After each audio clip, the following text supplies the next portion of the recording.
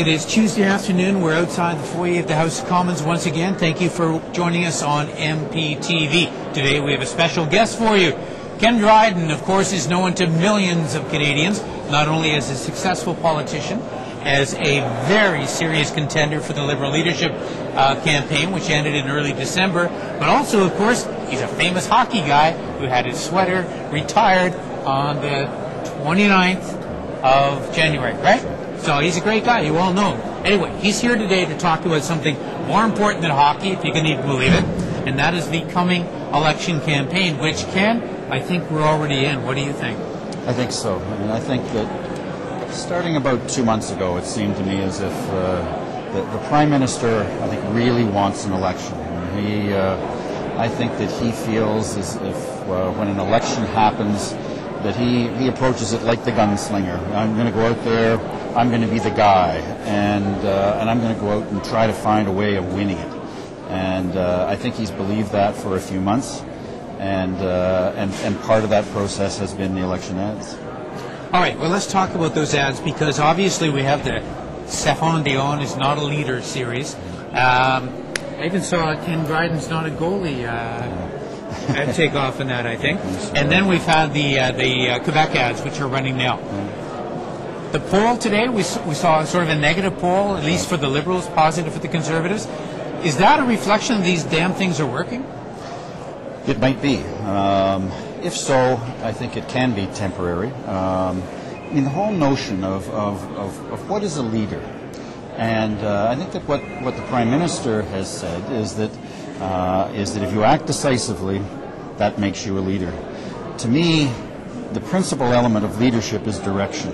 Which way are you going? What is it that you're doing? Getting a job done? What's the job? What are the central, most important jobs for the country at this particular time, and what is it that you're really doing about it? And what I would argue is that the central jobs have to do with the environment. They have to do with Kelowna. They have to do with childcare. They have to do with a really progressive learning economy. All of those things are big tasks. They are beyond the politics, where politics is the central purpose. And in fact, in order to achieve on any of those things, you've got to be a believer. This Prime Minister has never demonstrated that he's a real believer in any of those things. His belief is in politics. And if you stand the two beside each other, which of the two is a real believer in terms of those issues that matter most to Canadians? And all that anyone has to do is listen to Stéphane Dion. He is purposeful. He is serious. He cares about those big questions that Canadians are facing. Who's the real leader? All right, so, Mr. Dryden, then, how do we as a party counter that? What is the Liberal brain trust strategy going into this? Do you get negative along with these guys, or do you just keep with this positive message? What would you say? That's a very good question, and I think that what you attempt to do is approach it the way that I have just suggested. That I think that what Canadians want in a Prime Minister is somebody who is a serious-minded, purposeful person. That's who they want. There is some level of admiration for somebody who knows how to play the game, but it's thin. It's a very thin admiration.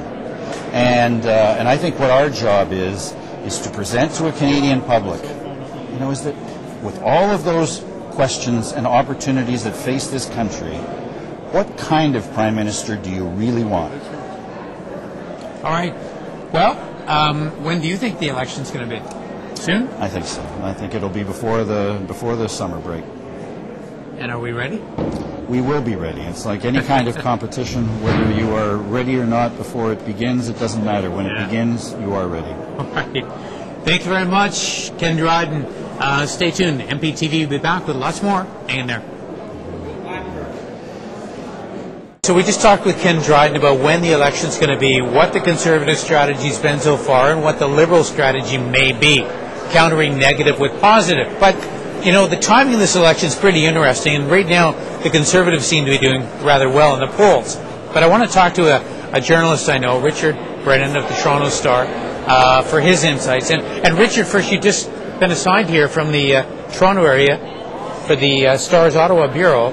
How's it been so far besides cold? Well, guys, as you know, I'm fairly new up here, but I just don't get the gut feeling that we're having an election right away. I know the polls are good for the Tories, and I think they may remain that way.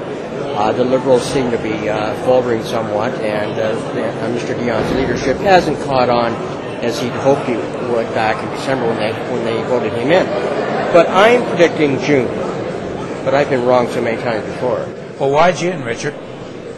But just a number of things. I think we'll get the Quebec election certainly way out of the way, and that will, you've got buttress between the budget and the Quebec election, and the fact that they'll want to get out there before the Ontario election, which isn't, of course, till October. But that seems to me make a lot of sense. Mm-hmm. Now, any early predictions? I mean, obviously, there's no point with the Harper government going to the polls if they don't think they're going to increase their seat count and perhaps get a majority. Is that in the cards right now? I wouldn't rule it out, majority, but I think it would be a very slim majority. But I think the fact that there may be another minority would not be good news for Mr. Harper. A second majority would mean that I think people start asking why can't you pull the trigger on it? But I wouldn't rule out a majority. Not at this point. I mean, he's got a lot of ground to gain, but it's not impossible. Now, from the press gallery point of view, what is the buzz right now? What are your colleagues saying? Are you guys on election watch? Oh, absolutely. No question about it. But the point is that the veterans of the gallery they are saying they're predicting much earlier than I am, and they're saying it could be April, May. But I don't know. I just don't. I can see the government giving that time will give the government opportunity to do more things. And, election year while they're on the job, so why not? Okay. Well, thank you very much, Richard. There you have the view from the press gallery, either April, May, or June. There you have it. Simple to me. All right. Stay tuned.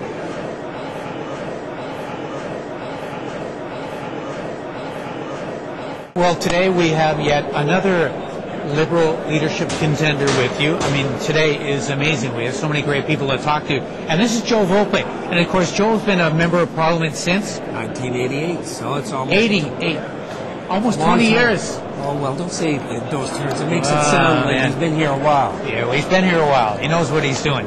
And you've seen a lot of campaigns come and go over that period of time. You've seen a lot of attack ads. You've been in government. You've been in opposition. You've seen a lot of water under the bridge. Where are we right now in terms of an election? Everything you're seeing right now, does it tell you there's one in the air, it's about to come, or not? I'll be one of the most surprised people if we're not in an election by the middle of the spring. Everything seems to point that way. There's a lot of political energy being expended by the government in advance of a campaign. In all my years here, I don't think I've seen a situation similar to this where the government has then said, oops, I don't want to go to an election. Mm-hmm. Hasn't happened. Well, how about the negative ads? I mean, we've seen a bit of a bounce up for the Tories in the polls. Is that because of the negative ads? Are these things working? Or do you think they actually will turn more people off in the long run than they'll persuade otherwise? Well, I'm hoping it'll turn people off. The unfortunate fact of life is that sometimes these things have an impact. I've never seen them this bad. The one that strikes me that was interesting, and it was one that you and I were both involved in 1988, the famous free trade debate. It was an eraser that went across the border, and then it was a response back, putting the line back in the border.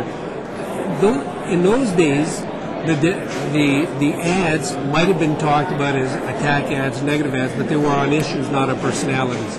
In '93, we started to cross the threshold, and you will recall that one as well. Chrétien, John Chrétien, there was an attack on his facial features. Absolutely. And that collapsed everything. But I thought we had moderated ourselves for a while. Now it appears that we're appealing to the baser elements of the electorate. And I think it's an insult to the electorate that we talk about these things as opposed to talking about the issues. I'm hoping that we'll go away from attack ads. Well, Joe, given that, and apparently they may have been effective, how do you counter that? I mean, You know, does the opposition get negative again against Mr. Harper and the government, or do we just ignore these guys and go with sort of a high road positive route? What's the most effective in your experience? Well, I've looked at what happens in the United States, and everybody says, oh, over there it works, it works, it works. Yeah, and then their voter turnout is in the low 50s. So it works with the people who go to vote, but it turns more people off from voting. I think that the way to go is to talk about policies.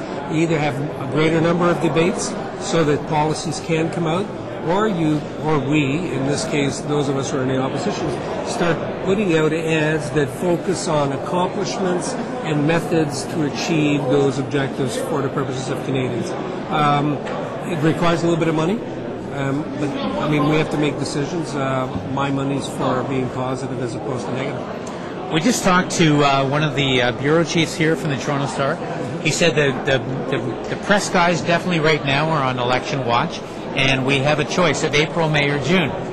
Okay, what's the Volpe-o-meter telling us when this election's going to be? Well, when I take a look at what have been the triggers in the past and what happens around this place at key moments, and the key events are usually the budget, around the budget. So we'll have a budget. There'll be a series of issues that will come forward from it. The reactions will be either positive or negative, favorable or not as favorable. And then the government will say, well, this is a jumping point for something else. When you have the majority government, in the first year you do all the things that are negative. In the second year you start building for the election. I think that what's going to happen is if you see in this budget all those elements that would say, you know, this is where we wanted to go, then we're going to have an election probably no later than the end of May. All right, well, there you heard it. And also during question period today, we had an announcement by Finance Minister Jim Flaherty that the budget actually is going to be on Monday, the 19th of March. Circle that one. The drums are already pounding. Joe, thanks a lot. Pleasure. Thank you. Great.